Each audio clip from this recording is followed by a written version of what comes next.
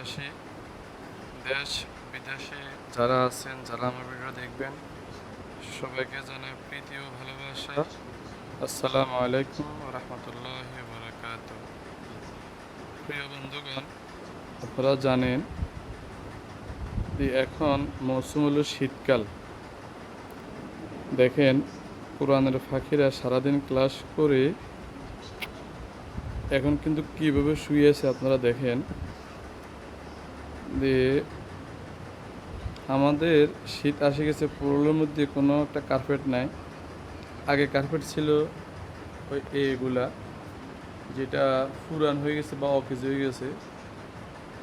যদি কোনো হৃদয়বান ব্যক্তি আমার এই ভিডিওটা দেখে আপনাদের হৃদয়ের যদি একটু মায়া লাগে, তাহলে আমাদের মাদ্রাসায় খাজা আহমদিয়া সাইদিয়া মাদ্রাসা, নোয়াখালী সোনাপুর থেকে করমুল্লা বাজারের পশ্চিমে বালিরবাফে দরজায় সংলগ্ন এই মাদ্রাসাটির মধ্যে প্রায় 750 ছাত্র আছে।